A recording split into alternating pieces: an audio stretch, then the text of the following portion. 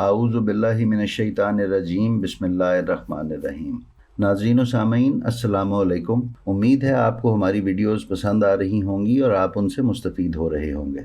ناظرین، ہمارے آج کے ویڈیو میں ہم آپ کو خیمہ گاہ کی تنصیب سے آگاہ کریں گے، تو آئیے چلتے ہیں اپنی ویڈیو کی طرف۔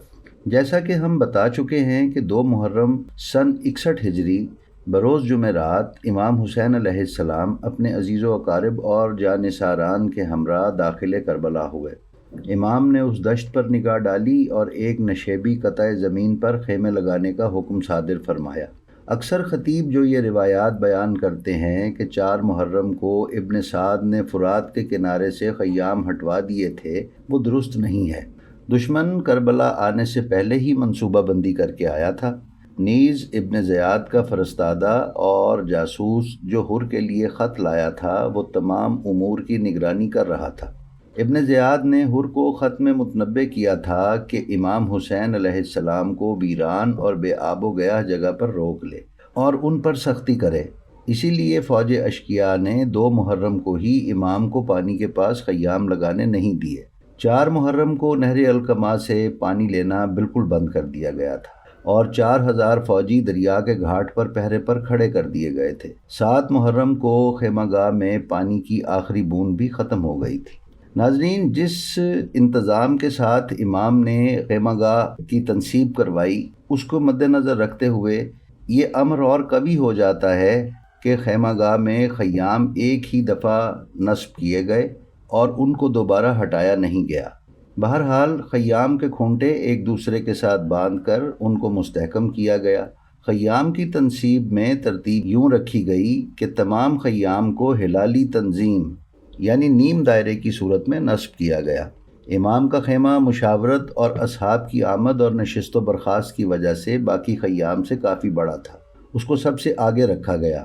بی بی زینب بنت علی سلام اللہ علیہ کا خیمہ امام حسین علیہ السلام کے خیمے کے عقب میں لگایا گیا۔ عورتوں کے خیمے مغربی سمت اور بنی ہاشم کے خیمے عورتوں اور بچوں کے خیموں کے اطراف میں امام حسین کے خیمے کے پیچھے نصب کیے گئے۔ اصحاب کے خیمے بنی ہاشم کے خیموں کے ساتھ مشرقی حصے میں نصب کیے گئے تھے۔ اس طرح تمام خیموں کو نیم دائرے کی شکل میں نصب کیا گیا، جس کے وسط میں امام حسین علیہ السلام کا خیمہ واقع تھا۔ روایات اور کربلا میں موجود خیمہ گاہ کی ترتیب سے یہ معلوم ہوتا ہے کہ جناب قاسم علیہ السلام کا خیمہ تمام خیام سے ذرا ہٹا کر لگایا گیا، جس سے اس امر کو تقویت ملتی ہے کہ جناب قاسم علیہ السلام کی شادی کی وجہ سے تخلیہ یعنی پرائیویسی مہیا کرنے کی خاطر ان کا خیمہ دوسرے خیام سے دور رکھا گیا۔ تمام خیام لگائے جا چکے تو امام نے خیمہ گاہ کے پچھلی طرف نیم دائرے میں ہی خندق کھودنے کا حکم دیا تاکہ دشمن پچھلی طرف سے خیمہ گاہ پر حملہ آور نہ ہو سکے۔ خندق کھودنے کے بعد اس کو جھاڑیوں سے پر کر دیا گیا تاکہ بوقت ضرورت آگ لگا کر دشمن کو روکا جا سکے۔ کتب تاریخ میں خیام کی تعداد 60 سے لے کر 68 تک بیان ہوئی ہے، جو تقریباً 180 میٹر کے ریڈیس پر محیط ہے۔ رہائش کے خیام کے علاوہ سامان رسد و خوراک اور پانی کے مشکیزیں رکھنے کے خیام بھی تھے۔ اسی طرح اسلحہ رکھنے کے خیام کا ذکر بھی کتابوں میں ملتا ہے۔ موجودہ خیمہ گاہ کی عمارت حرم امام حسین علیہ السلام سے 250 سے 300 میٹر تک کے فاصلے پر واقع ہے۔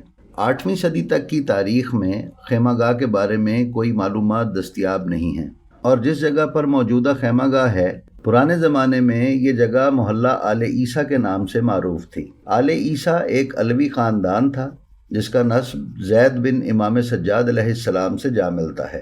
خیمہ گاہ کا مقام شروع سے ہی مقام امام زین العابدین کے نام سے بھی مشہور تھا۔ تاریخی اسناد کے مطابق پہلا شخص جس نے خیمہ گاہ کے عنوان سے اس مقام پر ایک چھوٹی سی عمارت تعمیر کی، وہ سید عبد المومن ددہ تھا، جو سید ابراہیم مجاب کے خاندان سے تھا اور 10ویں صدی ہجری میں صوفیاء میں ان کا شمار ہوتا ہے۔ انہوں نے اس عمارت کے ارد گرد خرما کے کچھ درخت بھی لگائے جو بعد میں نخلستان ددہ کے نام سے معروف ہوئے۔ ان کے بعد 10ویں صدی ہجری کے شاعر اور صوفی جہان کلامی کربلائی نے سن 966 ہجری میں اس عمارت کی مرمت اور اسے توسیع دی، جس کی تاریخ محراب کے سنگ مرمر پر مرقوم ہے۔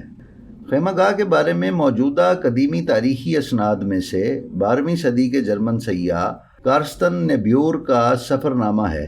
انہوں نے 1765 عیسوی میں براعظم ایشیا کے سفر کے دوران عراق کے شہر کربلا کا بھی سفر کیا۔ انہوں نے کربلا کے بارے میں لکھی گئی رپورٹ میں خیمہ گاہ کا تذکرہ کیا ہے۔ اس رپورٹ کے مطابق خیمہ گاہ کوفہ کی طرف کربلا کے دہانے پر واقع ہے۔ اس دور میں خیمہ گاہ شہر کربلا کا حصہ تھا، جہاں پر پانی کا ایک کنواں بھی تھا۔ اس سیاح کے بقول خیمہ گاہ کے قریب ایک ویرانہ اور ایک چھوٹی سی عمارت موجود تھی، جو شہزادہ قاسم بن حسن علیہ السلام اور بعض شہدائے کربلا کی قبور تھیں۔ کربلا سن 1216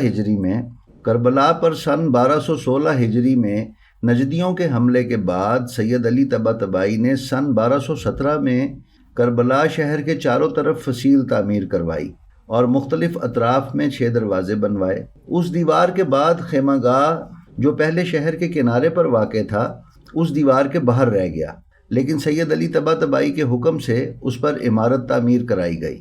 مرزا ابو طالب خان نامی سیاح نے بھی اپنے سفر نامے میں سن 1217 ہجری میں خیمہ گاہ کی تعمیر کی طرف اشارہ کیا ہے، لیکن اس کی نسبت نواب آصف الدولہ کی ملکہ کی طرف دیتے ہوئے کہا ہے کہ اس عمارت کے ساتھ ساتھ ایک ہال کی تعمیر بھی جاری تھی کہ نواب آصف الدولہ کی موت کی وجہ سے اس کی تعمیر مکمل نہ ہو سکی، لیکن بعض دیگر مورخین کے مطابق اس بقیہ عمارت کا کام بہو بیگم کے حکم سے سید علی طباطبائی کی زیر نگرانی مکمل ہوا۔ سن 1287 ہجری میں شاہ ناصر الدین قاجار نے زیارات مقدسہ کا سفر کیا اور اسی دوران بغداد میں حکومت عثمانیہ کے والی مدحت پاشا نے ناصر الدین شاہ اور ان کے ہمراہیوں کی اقامت کے لیے خیمہ گاہ میں ایک عمارت بنوائی۔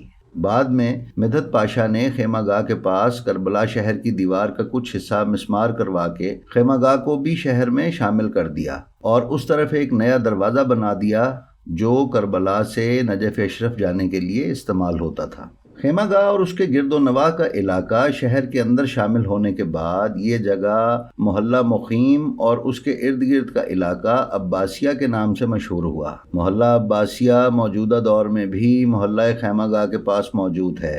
سن 1339 یا 1367 ہجری میں ایک بار پھر خیمہ گاہ کی مرمت ہوئی، جس کے دوران امام حسین علیہ السلام کے قافلے کے اونٹوں کے کجاووں کی علامت کے طور پر چھوٹی چھوٹی محرابیں بنائی گئیں، گویا اونٹوں کے کجاوے زمین پر رکھے ہوئے ہوں۔ موجودہ خیمہ گاہ کی عمارت میں خیام کی ترتیب کچھ یوں ہے۔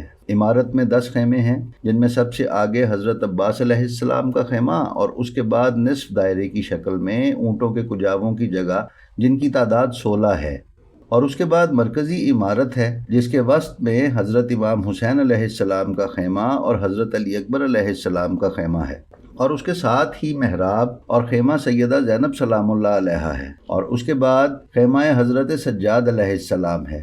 اس کے ساتھ ہی جدا کمرے میں حضرت قاسم ابن الحسن علیہ السلام ہے۔ اس کے ساتھ ہی جدا کمرے میں خیمہ حضرت قاسم ابن الحسن علیہ السلام ہے، اور آخر میں خیام اصحاب حضرت امام حسین علیہ السلام ہیں۔ جی تو ناظرین، یہ تھی ہماری آج کی ویڈیو۔ ہماری ویڈیوز کو حاصل کرنے کے لیے ہمارے چینل بلینڈ آف ہسٹری کو سبسکرائب کر لیں اور بیل آئیکن پر کلک کر دیں تاکہ آپ ہماری آنے والی کسی بھی ویڈیو سے محروم نہ رہ سکیں۔ السلام علیکم۔